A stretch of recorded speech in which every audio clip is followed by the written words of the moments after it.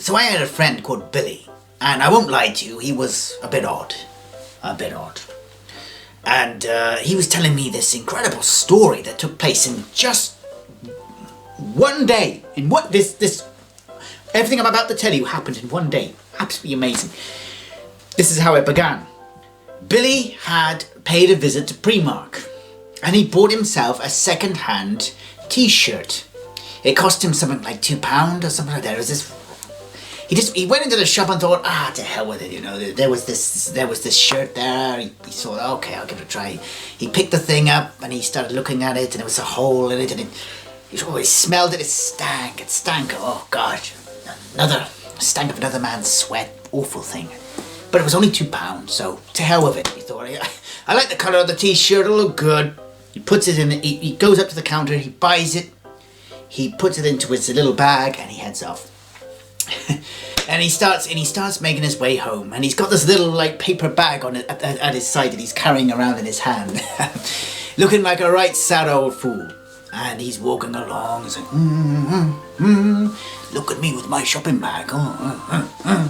And he's walking down the streets, just minding his own business. God bless his heart. And then all of a sudden, a thug, he'd been hiding in the corner, comes out. He's hooded like this.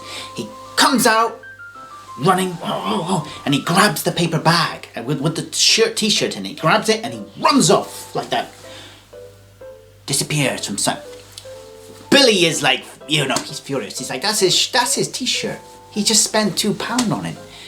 He's like, I'm not standing for this. I'm not standing for this. To hell with that. So Billy gives chase, but this guy, this thug that's stolen the t-shirt, he's so fast, it's crazy. But Billy, he's a big, tall, kind of lumbering guy. He's not too fast, but but God bless his heart, he does give chase. And he's running after this nimble thief. Give me back my paper bag. I think the paper bag was of more value to him than the actual t-shirt inside. That's mine, I tell you. Give it back to me. You young rascal, you. He's chasing after him, and there's some of the pedestrians, other people on the streets are like, hey mate, do you need any help? And he's like, it's all right, I've got this. And he's chasing after this criminal, and this criminal turns the corner, and they kind of lose track of him. But someone who had been watching the whole scene got on their phone, and they started phoning the police, and they called the police in. And the police come whizzing in their cars, and the sirens are going. And the police are out, and they go up to Billy, and they're like, son, are you all right, my boy? Are you all right? And Billy's like, yeah, don't worry about it. It's just a t-shirt. I'm more worried about the paper bag. The paper bag was more useful to me. You trying to tell me this? And the police are like, are you trying to tell me someone stole your t-shirt? And out steps Billy told me that it was like an officer, an actual police officer stepped out, and he's like, son, can I take information from you? And Billy is, oh yeah, sure. So what did the criminal look like? And he said, well, he was hooded and what did he steal from you? Well, he stole my paper bag, which had this second-hand t-shirt inside. The officer is like, in which direction did he go, son? And Billy replied, well, he went down there, down the alley. And the police started to check down the alley. And the thug was actually the ghouls of the guy. He had the ghoul to still be there. Just stood there, looking through the bag, like this. And then he looked up and could see the police, and he ran for it. And the police are like, get after him. No, get after him. They start chasing him down the alley. It was an unbelievable situation. And, Billy is just stood there going, oh, gosh. He's like saying to the police, look, guys, don't waste your time. It doesn't matter. The t-shirt was only £2. Don't worry. The police are like, no, son. No, this is a matter for the law to deal with. We are going to get this guy, and we're going to put him in his place. You leave it to us, boy. We'll get your t-shirt back. And Billy's like, he's trying to hint, I don't care about the t-shirt. I really want the paper bag back, if that's okay, because I could use that for other things. And the police is like, we'll get you back your t-shirt, don't you worry. and the police start chasing the thug down the alley, and they follow him. And Billy is made to get into a police car, and the police take him along the road. And eventually they pick up their phone and are like, we think we've cornered the guy. We think we've cornered him in West Street.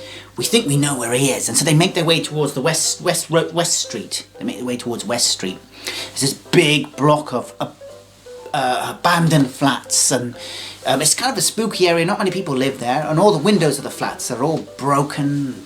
You know, it's a ghost town. It's a ghost town.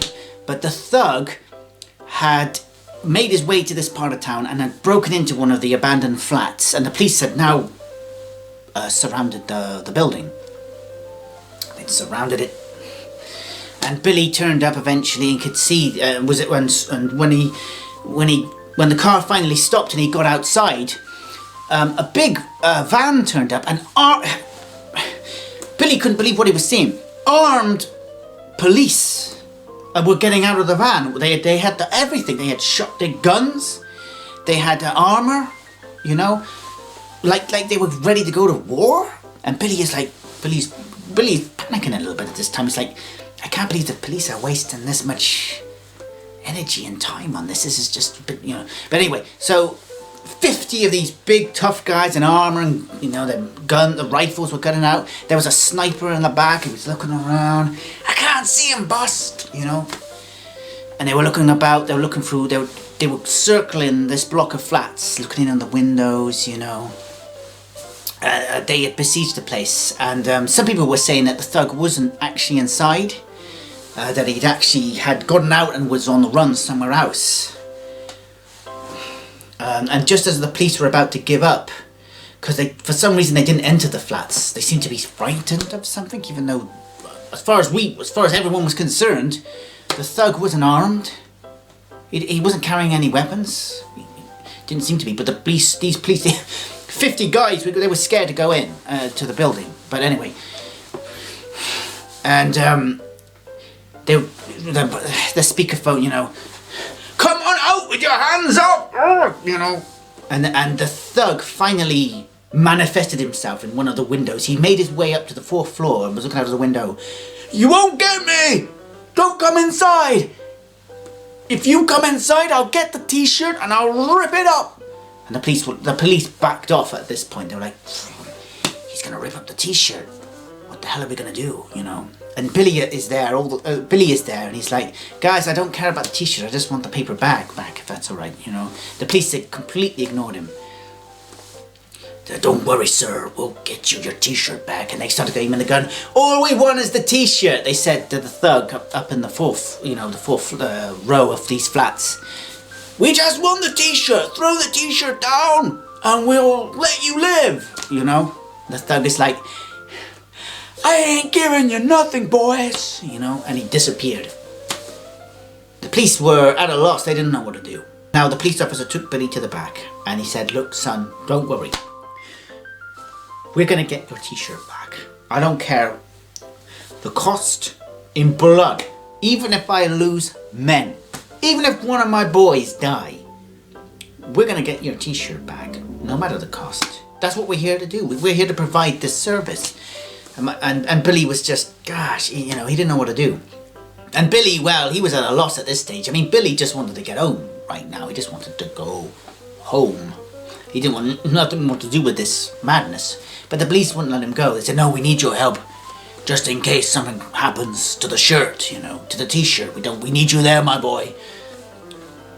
So Billy was taken to a cafeteria, and they bought him a drink, and they sat him down and bought him something to eat, and they gave him a bit of time. They said, son, we'll leave you alone for a couple of minutes, let you refresh yourself, let you recover. We'll come back and speak to you later. And Billy is like, okay, thanks guys, that's great.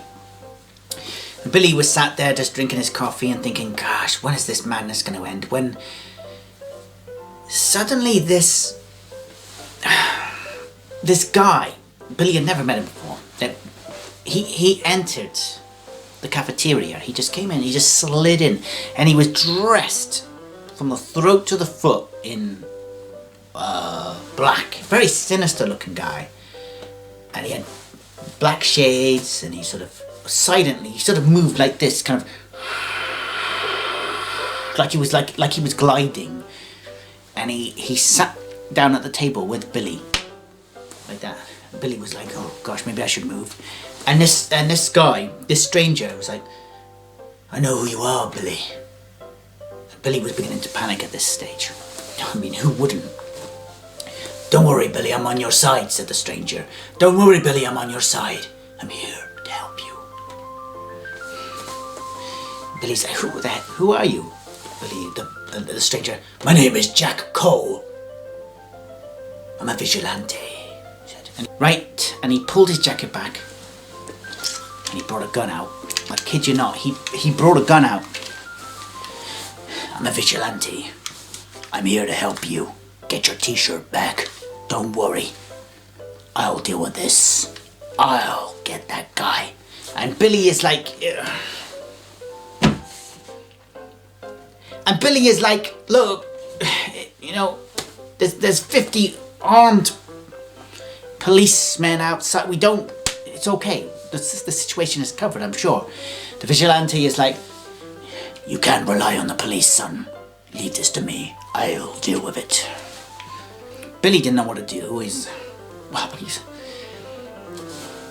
He just said to the guy, look, all right, do whatever you want. And the vigilante says, Jack Cole, I'll find that son of a gun. And I swear, I'll kill him. And I'll get your t-shirt back for you. Don't trust the police, they will fail. But you can trust in me. I'll get your t-shirt back. Billy's like, whatever. Billy, at this point, Billy's like, whatever. And Jack Cole is like, to work. And, you know, he disappears from the scene. Billy finished his coffee and was called back by the police to the flats, you know, the abandoned flats that the police had surrounded. And they were saying, oh, we've seen no sign of the thug. We don't know where he is, but he's in there somewhere. He can't have escaped. We've got all the, you know, all the entrances and exits. We've got them all blocked. There's no way he can get out. No way. Then suddenly, there was the sound of gunfire. 5 gunshots. The police burst. Finally, the police did something. They burst into the building. And they dragged Billy in as well. Billy, they said, look at this dead corpse on the ground. Does this look like the thug who stole your t-shirt and your paper bag? And Billy's like, look, I don't know what he looks like. He was wearing a hood. I don't know. I guess that must be him. This guy was on the ground. This thug was on the ground, riddled with 5 bullets. Dead. Finito. Over. Game over, son. And Billy's like looking around, and you know, there's a stench of death in the air. It was awful, horrible. And Billy's like looking around, and he's like, where's my paper bag? The thug didn't have the paper bag on him. After all of that, the police are like, oh, we're incredibly sorry, son. Don't worry, we'll find your paper bag eventually, you know. And they bring in the forensics and all that kind of stuff, and carrying the bloody corpse out. Absolute bloody mess. So Billy, at the end of the day, Billy went back home. Finally, thank goodness for Billy. And he's like sat there and he's thinking to himself, what the hell was that all about? I didn't get anything out of that. Not only did he lose his shirt, his t-shirt, he lost his paper bag, and he's just sat at home thinking, flipping hell. Eventually, as he sits down and makes himself a cup of tea, the vigilante appears. He finds a way of unlocking the window, and he jumps in and he rolls across the floor. He's like, Billy, I dealt with the criminal. Game over. And Billy's like, look, you got the wrong guy. You killed the wrong guy. Because the guy you killed didn't have my paper bag or my t-shirt. And the vigilante is like, Jack Cole, is like, oh, damn. This must be the first error I ever made. I'm incredibly sorry. Son, I'm incredibly sorry. I'll make it up for you. Here. He said, here's a check for £100,000. Enjoy! Billy takes the check and he's like, thanks, mate. I can buy that house now I had my eye on. Jack Cole is like, No problem. It's my duty to compensate you for all the trauma you went through today. Now, excuse me, I'm going to jump out of the window. Billy is like, well, why don't you use the door? And Jack Cole's like, me use a door? You don't know Jack Cole, son. You don't know. And he like jumps out of the window. I don't know. Well, Billy didn't know how the guy landed on the ground because Billy lives in a block of flats, 5 flats up, so well, let's hope it was happy landings for Jack Cole.